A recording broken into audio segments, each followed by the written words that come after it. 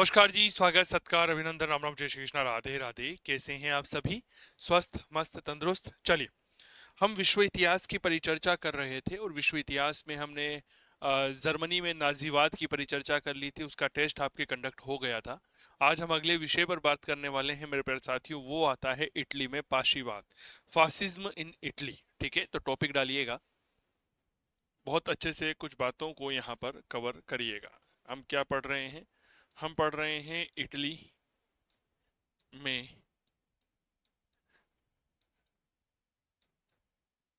फांसीवाद। ठीक है, जिस प्रकार जर्मनी में नाजीवाद का जो नेता था, उस नेता का नाम क्या था? तो हम कहते हैं सर हिटलर। हिटलर था। ठीक उसी प्रकार इटली में ना फांसीवाद हुआ, और इस फांसीवाद का नेता कौन था? याद रखिएगा, मुसोलिनी था। ठीक है, अब यहाँ पर सबसे पहले एक परिचर्चा जो हम आगे बढ़ा रहे हैं, वह परिचर्चा क्या होने वाली है, थोड़ा सा उस बात को समझिएगा, उस घटना को समझिए मेरे प्यारे साथियों। सबसे पहले तो यह जानिए कि इटली में जो फांसीवाद हुआ, इस फांसीवाद के उदय के क्या कारण थे। ठीक है भाई, कुछ ना कुछ तो हम इतिहास में पढ़ते हैं, इतने दिन हो गए हैं हमें चर्चा करते हुए। हम इस बात को जानते हैं कि अगर कोई भी घटना घटित हो रही है तो उसके पीछे कुछ ना कुछ कारण जरूर है। आप यहाँ पर क्लास ले रहे हैं तो इसके पीछे कारण है कि आपका चयन होना है। आप मैं यहाँ पर पढ़ा रहा हूँ तो मेरा एक कारण है कि भाई मुझे कोर्स करवाना है, पढ़ाना है, नौकरी लगवानी है और पैसा कमाना है। जी, सीधी सी बात ये है। क्लियर हो गई? तो कुछ ना कुछ कारण होते हैं। तो सबसे पहले उदय के कारण क्या थे, सबसे पहले इस बात को समझिएगा। उदय के कारण, द कॉजेज ऑफ राइजिंग। ठीक है, इसके बाद जब हम दूसरे कारण की ओर आते हैं, दूसरा जो बिंदु हम इसमें पढ़ना चाहते हैं, वो होता है मुसोलिनी का परिचय। हु वॉज मुसोलिनी, कि यह कौन था और अचानक से जो है वह इतना लोकप्रिय कैसे हो गया। जैसे हमने हिटलर के बारे में पढ़ा था कि ऑस्ट्रिया के ब्रानो शहर में जन्म होता है। एक चित्रकार था, चित्र बनाया करता था, और चित्रकार बनना उद्देश्य था। लेकिन जिंदगी के एक परिवर्तन ने उसको वहां से हटा करके म्यूनिक ले आया, यानी कि जर्मनी ले आया। एक साधारण से सैनिक के रूप में भर्ती हुआ और बाद में जर्मनी का तानाशाह बन गया। क्या ये बात क्लियर हो गई? और उसने वह कार्य कर दिया जो नहीं करना चाहिए था। इसके बाद तीसरा महत्वपूर्ण बिंदु आता है कि मुसोलिनी जो है, यह फासिस्ट दल का गठन करता है। फासिस्ट या फासी दल का क्या करता है? गठन करता है। चलिए, इसके बाद अगर हम और परिचर्चा करते हैं तो मुसोलिनी के बारे में एक घटना पढ़ते हैं कि मुसोलिनी जो है, यह अपना सबसे लोकप्रिय अभियान करता है, जिसे हम रोम अभियान कहते हैं। मुसोलिनी का रोम अभियान, रोम मार्च ऑफ मुसोलिनी। इतिहास में कुछ जो मार्च हुए हैं, अभियान हुए हैं, बड़ा लोकप्रिय रहे हैं। नेपोलियन बोनापार्ट का पेरिस मार्च, क्या ये बात पता है आपको? चलिए, मुसोलिनी का रोम मार्च, महात्मा गांधी की चर्चा करते हैं तो डांडी मार्च बड़ा लोकप्रिय हुआ है। फिर फांसी दल का गठन हो गया। तो इसमें हम कुछ बातें पढ़ते हैं। क्या बात पढ़ते हैं कि सर फांसी दल या फांसी दल जो है का संगठन, ऑर्गेनाइजेशन जो है वह कैसा था इसका? ठीक है, कौन कौन क्या क्या इसमें शामिल थे। चलिए, इसके सिद्धांत पढ़ते हैं हम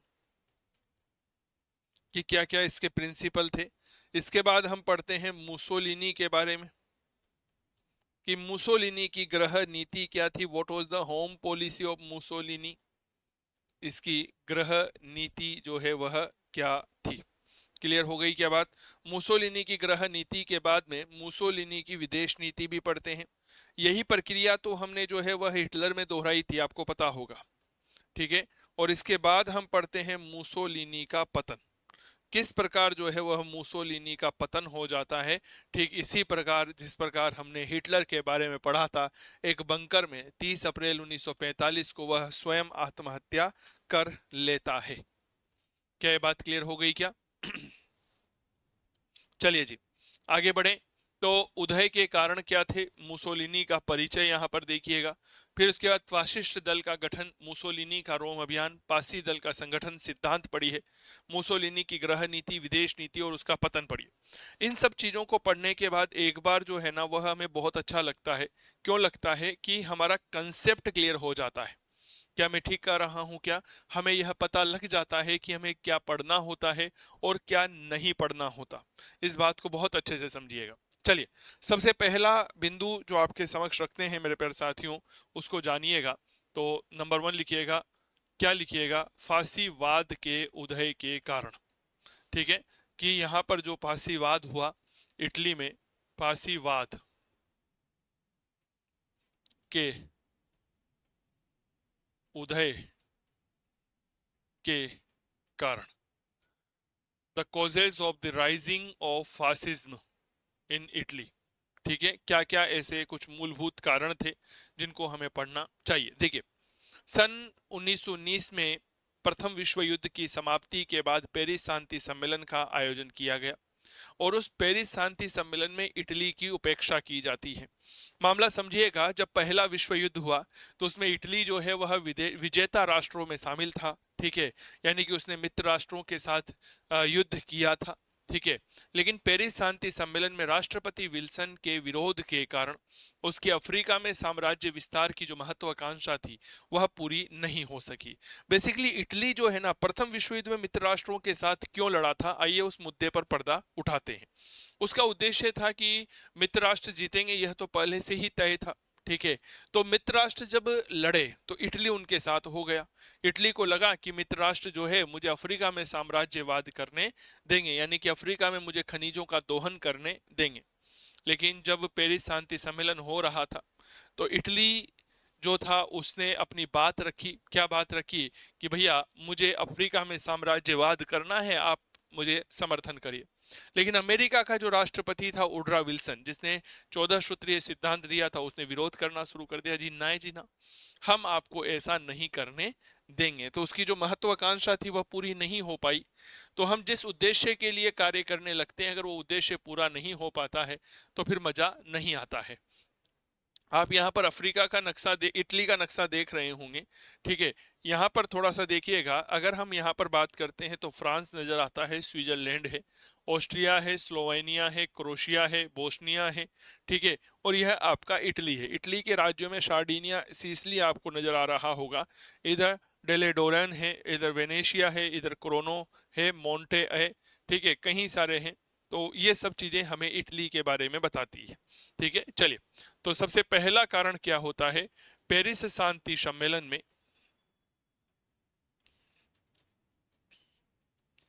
एक बात समझिएगा, जब भी आप विश्व इतिहास की परिचर्चा करते हैं ना, आप चाहे वर्तमान के परिप्रेक्ष्य में देख लीजिए या पहले देख लीजिए, अमेरिका जो है वह हमेशा किसी भी देश के लिए अच्छाई के लिए काम नहीं करता है। क्या ये बात क्लियर हो गई? वह किसी भी देश के लिए अच्छाई के लिए काम नहीं करता। उसका एक ही उद्देश्य होता है कि वह स्वयं अपना उत्थान करना चाहता है। क्लियर हो गई? तो पेरिस शांति सम्मेलन में इटली की उपेक्षा, बहुत अच्छे से इस बातों को समझिएगा। किसकी उपेक्षा हुई सर? इटली की उपेक्षा हमें यहाँ पर देखने को मिलती है। अब ये इटली की उपेक्षा कैसे हुई, बहुत अच्छे से समझिएगा। प्रथम विश्व युद्ध में इटली विजेता राष्ट्रों से शामिल था, किंतु पेरिस शांति सम्मेलन में राष्ट्रपति विल्सन के कारण उसकी अफ्रीका में साम्राज्य विस्तार की महत्वाकांक्षा पूरी नहीं हो सकी। इटली के लोगों में निराशा की भावना आई। लिखिएगा।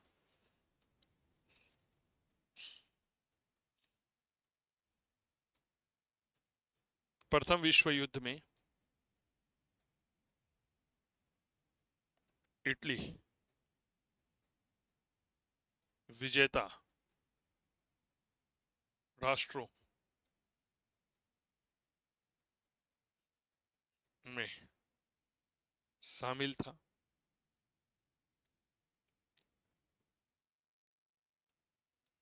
वह अफ्रीका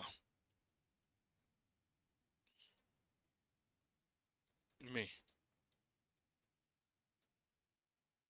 साम्राज्य विस्तार करना चाहता था, लेकिन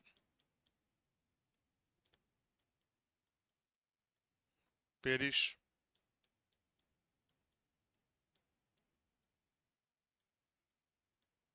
शांति सम्मेलन में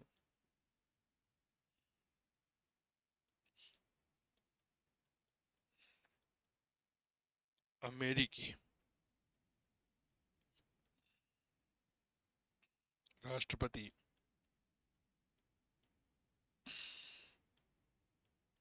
विल्सन के कारण उसकी यह विल्सन के विरोध के कारण, ऐसा लिखो, विल्सन के विरोध के कारण, विल्सन के विरोध के कारण उसकी यह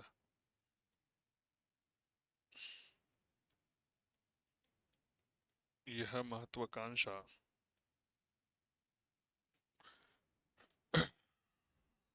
पूरी ना हो सकी। ठीक है, क्या चाहता था वह?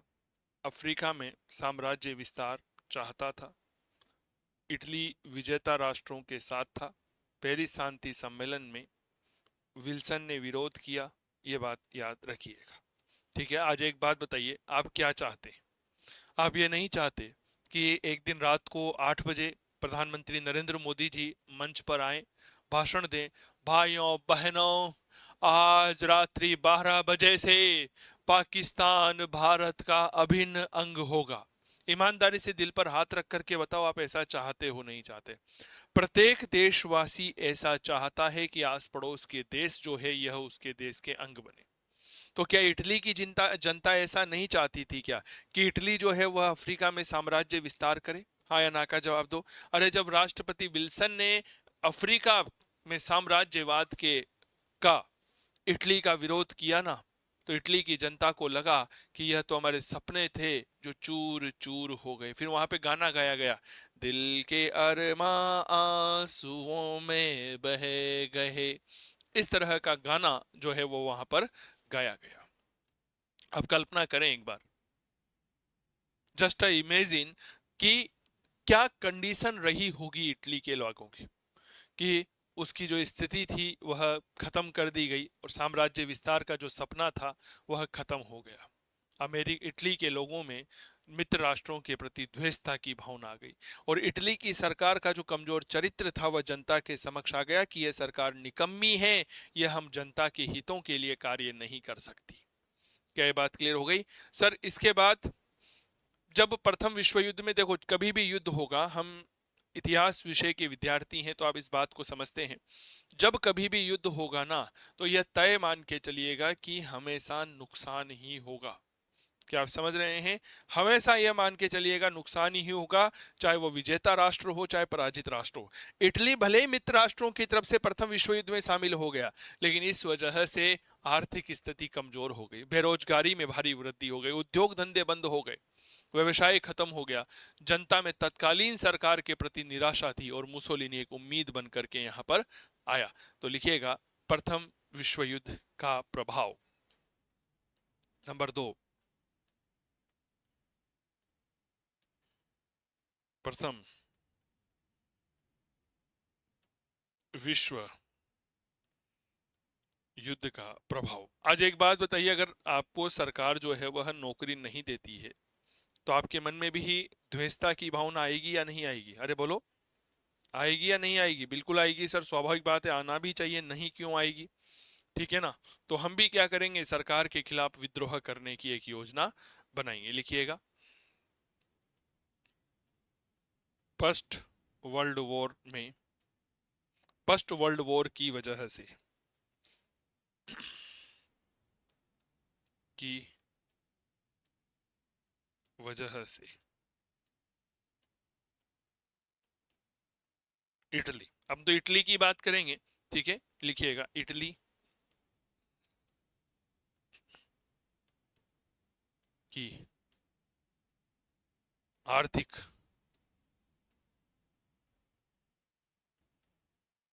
स्थिति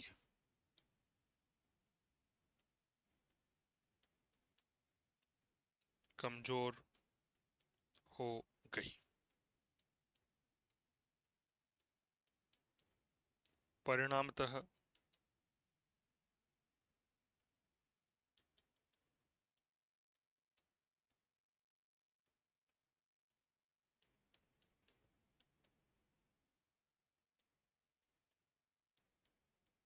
बेरोजगारी बढ़ी। आर्थिक स्थिति कमजोर, बेरोजगारी बढ़ी, उद्योग धंधे और व्यवसाय खत्म हो गए।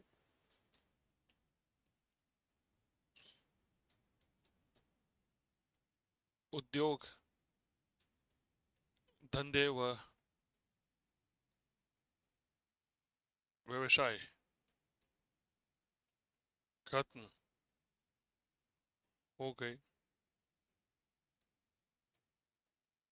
जनता में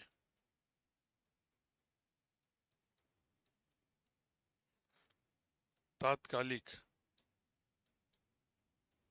सरकार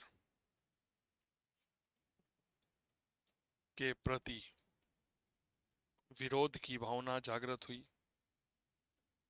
विरोध की भावना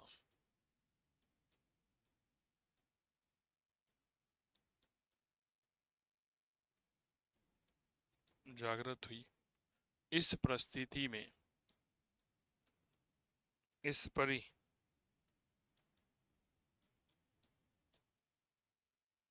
परिस्थिति में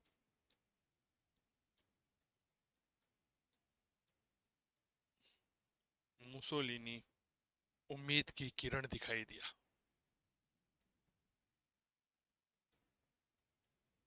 उम्मीद की किरण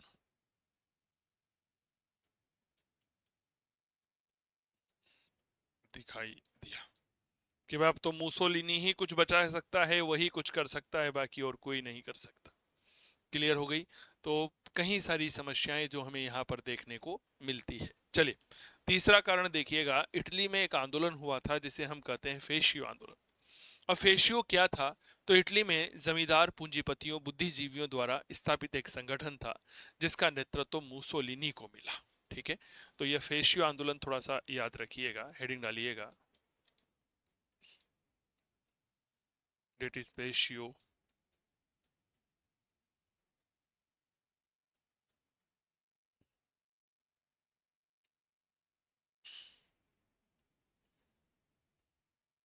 आंदोलन।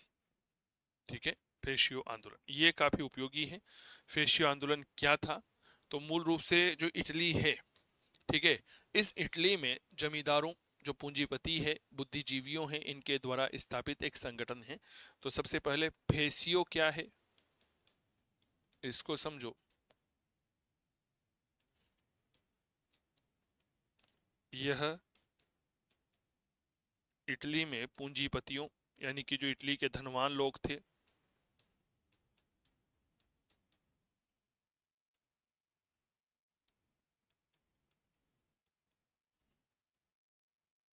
जमींदारों, ठीक है, इसके अलावा बुद्धिजीवियों व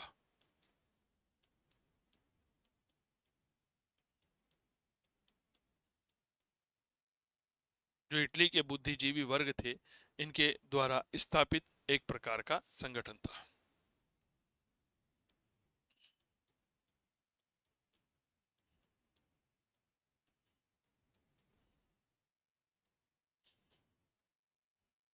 द्वारा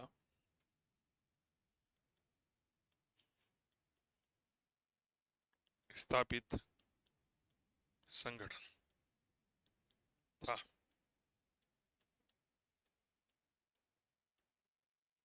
इसका नेतृत्व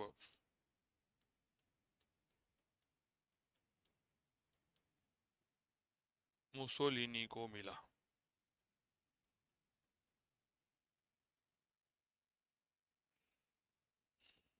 इसका लीडरशिप किसे दिया गया? तो याद रखिएगा, इसका लीडरशिप जो है वह मुसोलिनी को दिया गया। ठीक है, यहाँ तक चीजें क्लियर हो गई होगी, यानी कि अनेक प्रकार की ऐसी परिस्थितियां थी, ठीक है। इटली की आर्थिक स्थिति कमजोर हो गई, ठीक है। इसके बाद जब हम पढ़ते हैं तो बेरोजगारी यहाँ पर बढ़ने लगी थी, और जब बेरोजगारी बढ़ गई, उद्योग धंधे व्यवसाय खत्म हो गए, तत्कालीन सरकार के प्रति जो है यह क्या थी, विरोध की भावना थी। और इस परिस्थिति में जो है वह मुसोलिनी क्या नजर आया, उम्मीद की किरण नजर आया। सर यह क्या है, तो यह पूंजीपतियों, जमींदारों और बुद्धिजीवियों का एक ऑर्गेनाइजेशन था, इस बात को याद रखना। क्या था, एक ऑर्गेनाइजेशन था, और इसका नेतृत्व मुसोलिनी को मिला। परिणाम स्वरूप मुसोलिनी को एक संगठन मिल गया, मुसोलिनी को एक क्या मिल गया, एक बल मिल गया कि हाँ हम कुछ कर सकते हैं। क्लियर हो गई क्या बात, लिख लो यहां तक।